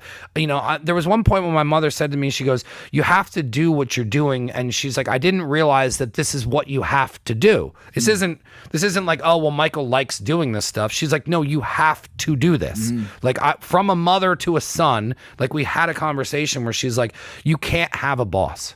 You just can't do it. You work too hard. You have too many ideas. They take it the wrong way that you're trying to run their business, even though you're just trying to help them because you help people. And like, you know, we had a, you know, and like what you said when your parents first started supporting you, like my parents didn't want me to do any of this at all. And then they saw me fighting. They saw me not giving up. They saw me just, you know, it's got to be weird. I don't have kids, but like it's got to be weird to watch somebody that you raised struggle with wanting to do something so bad to the point where they're like, you know, I remember my dad being like, Nance, he's not going to stop. He's just going to keep doing it. We have to be supportive in his direction towards doing it. But like, when they supported me, I walked away from that shit. I've never felt more free in anything I'm doing. There's very, like, even going into therapy now, I go once a month. I used to have to go 3 times a week. When I, you know what I mean? Like now I'm just like, she's like, how you doing? And I'm like, really good. I'm, you know, my turnarounds are fast, but my turnarounds are fast because my life is what I want it to be. Yeah, for sure. And I feel like a lot of people, they get locked into thinking that they have to live a specific way. And then I run into people like yourself and I'm like, man, like it's so nice it's feeling normal to somebody else who's like, yeah, you did it too. Yeah. Like sooner or later, I mean, I know it sounds like deep thinker here, whatever, but I mean, like, yo, you really pop out and then like, oh, look how cute Mike. He's a cute little baby. Oh, he's a cute little toddler. Handsome young man. Oh, you just turned 18, motherfucker. Go get a job, start paying taxes, motherfucker. I mean, honestly. Yeah. So that said, it's like, is that what it's all about?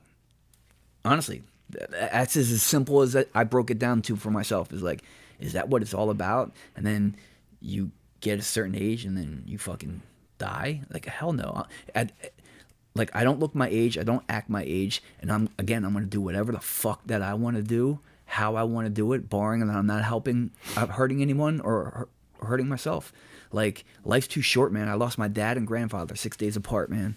And then, you know, that's 20 years this Saturday. Like, and some days it feels like 30 years ago, and some days it feels like yesterday. You know it's there's so many things to take in that too, and it's like when you start getting weathered by death and you start like realizing how short things are, your perspective, if you start losing too many people super close to you, you start realizing like that, like most of the shit people complain about it's not real. I remember my best friend, I got the call, I stood over there by that couch and I took a deep breath and I was like, okay, we got 2 options here. We can either drink and you can throw your life away, or you need to keep your work and your projects as the way he wanted to do it. And it was just a real life moment. But at that time, it all just fell down on my sides like a matrix. And I was like, well, wait a minute. Like, the stress is gone.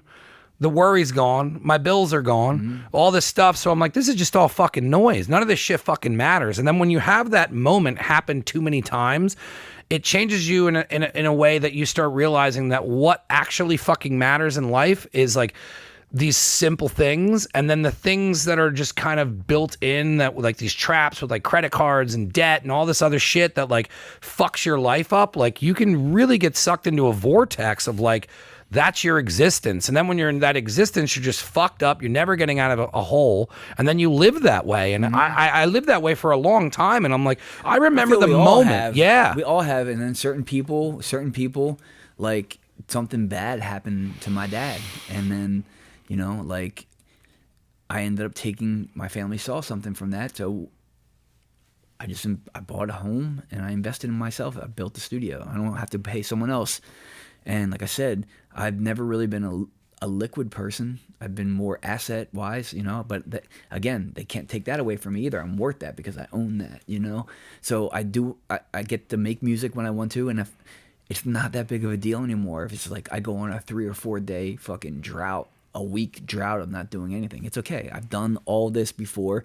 I still write music. I still produce music. Yeah. I'm still The work was put in. Yeah, nothing ever changes. It's just like you know. I know other people that do what I do, and they have a hard time. A lot of people have a hard time, and I'm not saying like, hey man, I made it. I just play some songs on some records, and that's my passion. You know what I mean? There are people that whatever success that they had, and like remember, it's perspective, but the come down from that success, people don't know how to live with themselves. And I already prepared. The way I look at it is I already prepare myself. Is like, yeah, I got into this DJing. I can't DJ forever, but I could write songs and produce forever, you know. And ultimately, I do how I want to do it. Like, yeah, I do how I want to do it. Literally, again, there's a trade-off. Your money's not the same. You have to learn how to budget. Like, and it allows me to come here at this time of night, or whatever, to come see you. You know, go here. I'm about ready to drive to the West Coast to help my brother pack up because he's going to be moving home. But I'll be shooting photos. Like, that's the luxury of what I do. It's the luxury of not giving up. It's the luxury of the hard work. It's the luxury of everything you put into it. And it's just, I don't know. It's a fucking rad story. I mean, where are you at with everything that, like, because I want to start wrapping up just because we're going to end up doing this. And I want to create stuff with you. I want to do video stuff with you. All day. This is such like a perfect combination. Yeah, all day. But like I saw you were putting out like, are you going to start doing like a streaming thing, or what's the stress thing, Spicoli thing that you got coming down the pipe? Yeah. So I've been during COVID. I've been recording and doing a couple projects, a lot of mixing work, whatever. But I got my start, like I said, on pads or just like in urban making music, like, you know, beats and production like that. And then over quarantine, I just started banging them out, and then banged out 2 albums worth. And I was like, oh, how can I change it up? Just give it a different take. And I'm a big Fast Times at Ridgemont High. So I was like, oh, for these 2 records, I'm going to call myself Stress Spicoli.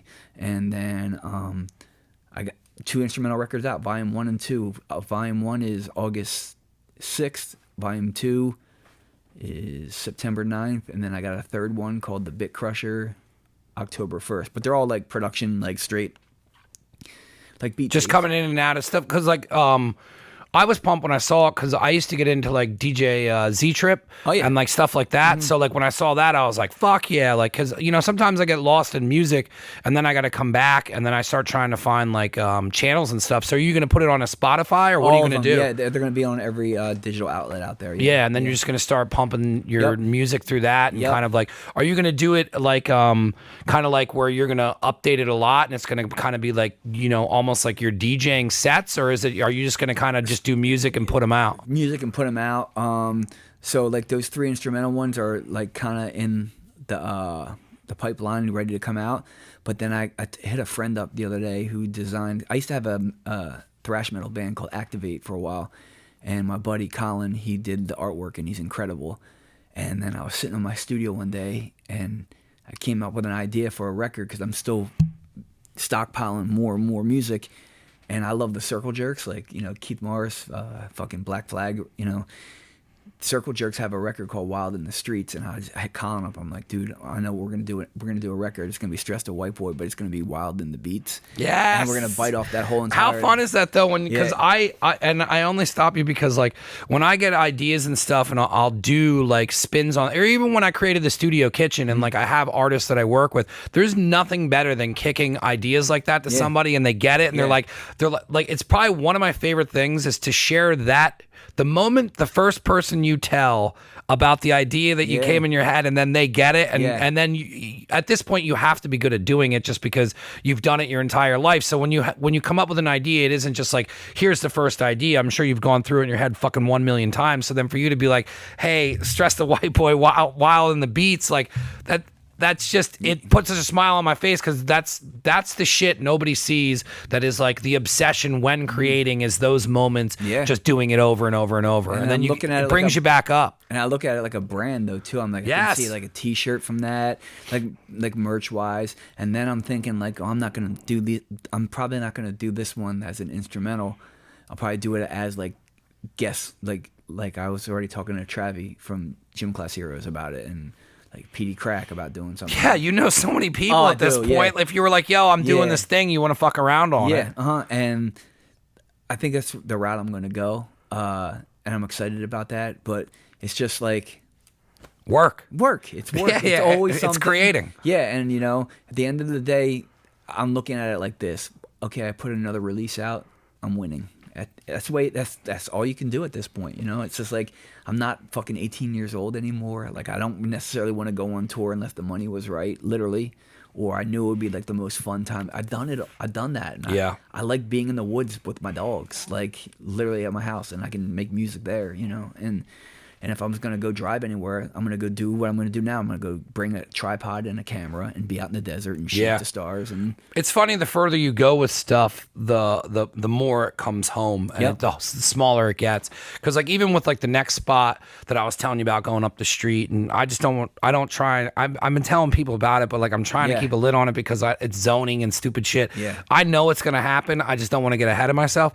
But even there, like the way it's set up is like, it's like when I started doing this, it's like I'm going to tattoo conventions and you're wide out, and like what I said before, it's like when you're in the beginning you're creating, so everything's wide open, and then it keeps getting smaller, and now it's like, all right, well, where do you want this? It's like, all right, well, if I want to do this business and that business and it's all in the same building and I can get people to come here and I don't have to go anywhere for pop-ups except for the finishers because those guys have been with me from day one, that then I can do my pop-ups here, and then it's like now we're working faster, harder, smarter, and I don't got to go anywhere, and my bones fucking hurt. I just want to be in one space, and then Yeah. to end it all how you have it all at your fucking property. It's Yeah. to me, it's the dream of doing it. And I love how like when you said you were like sitting there and looking at it from a perspective, because sometimes when you're living in your work and you're obsessed with it and you love it, it's sometimes it takes different perspectives to see hard work in it too. People say to me all the time, like, like my dad, he was killed in an environmental explosion. Like I said, they didn't find his body. And then someone will say to me, like, oh, I lost my dad too. It was nothing like what you went through. And I kind of stopped them. I'm like, yo, you lost your dad. Like, it doesn't matter. You know what I'm saying? It doesn't matter how you lost your dad. You know what I'm saying? You lost your dad. Yeah. So it's all perspective. I literally look at everything like perspective. And I guess it starts of like, I'm never going to try to come down on anyone unless I can envision myself standing in your shoes. And if I could absorb what you've eaten or had to deal with your whole entire life, I'm not going to pass any judgment on you because who knows what you've been through. You know Yeah. what I mean? So same thing when it comes to like, what we're talking about, like me moving forward with music, whatever, like one step at a time. I've done what I've done, and I just want to be happy because at the end of the day, I'm still going to be doing this. Yeah. Whether I'm on this podcast, or I'm on another one, whether none of my music's available, it doesn't matter. I'm still going to be doing this because it's not saving the world from me hurting myself because I don't have that in me. It's saving the world from me hurting other people, really, because we live in such a shit world. It keeps me grounded. It keeps me like peace and love. I'm going to help you. I know I sound like a madman right now. But No, not at all. I mean, I used to get into a lot of fucking trouble. My drinking, I mean, this whole thing started with me quitting drinking, and then eventually I just came back into it and found a balance, and I wanted my life back, and I got it. But,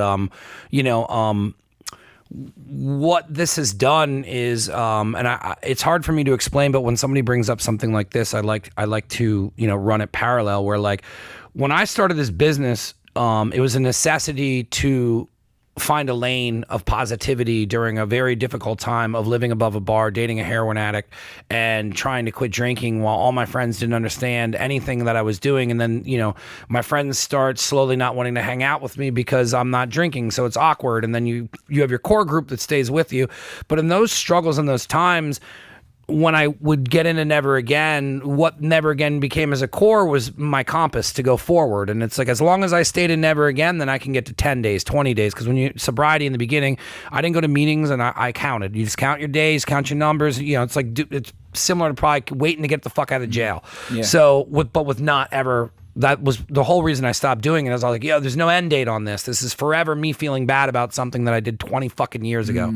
So like when I started realizing that, and then like I lost a very, very close friend of mine, Michael Carazola, and when I did that, I got back in this lane, and then it made my life better, it made my life easier, and where I ended up was at such a positive fashion. And then I lost another friend, and then I jumped back in this lane, and then I didn't realize what I had built was this safety net for trauma and fucked up things that were going on in my life, and this is what kept me going. If I didn't have this, I'd probably would have fucking OD'd by now. I probably would have gotten a million fucking DUIs. I probably would have died in a car accident. Nothing good would have came out of my life if I wouldn't have started doing this. And this is probably the first time that this has ever been explained of what Never Again is in a raw fashion, because everyone's like, oh, Never Again, he stopped drinking. What this is, it's something that saved my life. And I remember calling my father and crying and telling him that I was done drinking, because I figured I was such a fuck up that like he would be on his deathbed and look at me and be like, your mom has to deal with your fucking drunk ass. And it's like, now that I figured this out, and now I'm turning it into a business and like, making money off of it, and it's turning into my life. And now like the more I put into this, the happier I am. And when I lost my best friend, that was the most fucking craziest thing that I still haven't even wrapped my head around. But I get into your work. And when I explained, like, when this place was yellow and it was me kind of working on it, and I had a very close friend of mine who had lost her brother, so I knew she could relate to me with what was going on. So like when I just started making this the way this looks now, this is what came out of my frustrations with the death of my best friend. And everyone's like, yo, this is such a fucking dope place. And I'm like, all right, well, that's his artwork, that's his table, these are all things that I bought to make me feel good. And then I created this safe zone, which this is basically what Never Again is in my brain. But like, this saved my life. I would be a total fuck up. I would have no relationships with my family, because that's where it was all heading. I apologized to all my brothers when I got sober, and they loved me and didn't care, but my relationships with them would not be what they are today. I wouldn't be Uncle Michael to my nieces. So like, sometimes I think people don't realize that there's people who have to do shit like this and what you did in order to fucking be a normal person. Yeah, so literally. it is not weird, and you do not come off. Yeah. I mean, I'm also a maniac, but like, I know exactly what you're talking about, because you're living your life the way you are to function because of the things that happened around you. Yeah, I spend a lot of my time to stay away from people. I just don't. Yes, I which is crazy, because I interview 2 to 3 a week. Yeah. Well, you know what you do. Like, but you're involved with people too. Yeah, and I get on with those that are creative. Well, Yeah. you can tell, And it's not like I stay away from non-creative people, because some of my best friends are non-creatives. We're all. Don't believe the hype. We're all creatives in some capacity, But, yeah, I don't know. I feel like I'd be dead or in jail as well if I didn't have this. And Yeah, it's I didn't just know where like, I'd be. And if my mom didn't give a shit and rip my ass out of public school and get me away from my friends that were like, I was doing fucking drugs at 13, eating fucking acid and shit like that. And I look at my buddy's kids and he's 12, and I'm like, that's when you started doing drugs? What the fuck? Yeah, right. And then, my mom fucking threw my ass in private school, which, now I'm around people who've been in private school their whole life. There's a handful of us in trouble, so it's hard to create a gang, Right. because we always liked having our gang. Like, what's funny is like when you were saying it earlier, where like you had your hip hop group, like we always had like Bushkill Crew, and then like we were, my buddy lived down here on Race Street, so we were like we were the Race City Ballers, and like we always just had a thing. So then for me to look at what I'm doing, it's like, yeah, man, you always were creating groups, and you always were creating a fun time. And, I was just the one that was like, fuck it, man. Like, why can't we do this for a living? Like, I look at like Action Bronson, who's like one of my fucking biggest people to look up to. It's like, that motherfucker is making money off music. Then he's over here selling. He don't give a fuck if you don't think his art's art. This is art to me. Then he's selling olive oil. Then he's over here with a TV show. Now he's making money off of lifting. I'm like, I remember standing in a kitchen being like, why the fuck are we here every day? Yeah. Why the fuck are we here every day? Well, I said, this guy does whatever the fuck he wants. I said, how do we do that? And then people will be like, oh, what do you mean? Well, how do we do that? Yeah. How can we do that? Why wouldn't you want to do that? Oh, I don't know. We So- got a job. Be happy. There are people like you or myself or certain people that do it, and people do know though some people they have the insight, or they'll actually pause and think about it and be like, nah, fuck that, it's too much work. Yes. Too much work, man. And so people, where there, I feel like all human, it goes back to, are we designed to pop out and live like this and just like pay the man. You know what I mean? So I feel like everybody wishes they could go and do that, but listen, you know, you're a product of your environment, man. And like I said, I didn't have the easiest come up. So the fact that I'm not, knock on wood, not in jail, not a drug addict, yeah, I'm still breathing, and I'm still doing whatever I can do to the best of my ability that I want to do, right? You know, I'm winning, you know, I'm winning. So it's just like, and the fact that I get to do what I want to do, yeah, it's hard. It's really hard, but it can happen if you fucking ride it out. And again, if there's no music business, I'm still doing what I'm doing, man. I put too much time and I believe in it too much to, again, I feel like that's what one of the reasons why I came here. I'll probably figure out the rest of them like an hour before I die, but I'll try to get them done in that last hour. But, you know, ultimately, it's all about being creative and punk rock, man, for the most part, and Slayer. There's no better way to end it on that, and plus we will never end it. I know, and she'll probably start waving or throwing shit eventually. But Was she like giving dirty looks?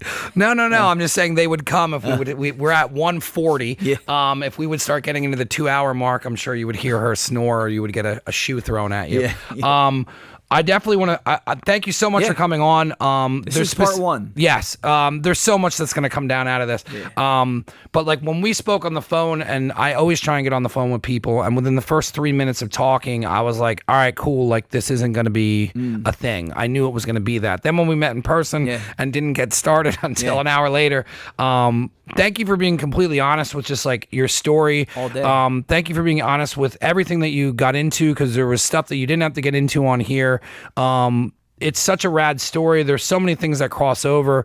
I haven't met anybody in a long time that kind of like the wave patterns and how to create and everything. And it's comforting to know that there's other lunatics out there. So I appreciate everything that you do. Likewise. I want to, give you a chance to kind of plug anything that you do for your social media, when your music's coming out, if anyone wants to check anything out you're doing, if anybody needs to get in contact with you, just how do you get a hold of yourself? For sure. Thanks for having me, by the way. Also, of course. I appreciate it. Instagram, Stress215. Same thing with Twitter, Stress215. You want to get a hold of the studio, thechopshopstudio.com. You can email me there, or chopshop_studio on Instagram. Cool. Yeah, appreciate it. Thanks for Yeah, having man. me. I'm going to have everything plugged in here as well. And just if you go to his Instagram, a lot of that shit is correctly laid out in there. So it is easy to get a hold of all of his stuff. He's an awesome follow on Instagram. He's always posting music, and there's a lot to get out of what he's doing on there, and the photography is cool as well. If you're a first-time listener, first-time watcher, this is neveragainstudio.com. That has all of our old shows, new shows, our apparel.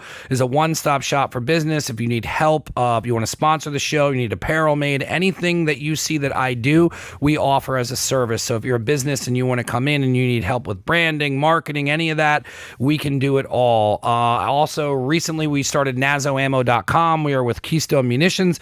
We have a shit ton of 9mm. So if you are in the state of Pennsylvania, we can ship to you. If you are not in the state of Pennsylvania, you can come and pick up directly at the studio. We have a promo code you can use to, if you're local and want to pick up. My plumber came and picked up 9mm today. That's nazoammo.com. That's our baby. We're slowly growing it. We're going to be getting 556, 223, 3030, I think is coming down the pipe. Jeremy is coming on next week. I know I keep saying that, but we will have it done. nazoammo.com, neveragainstudio.com. Please check out what he's doing.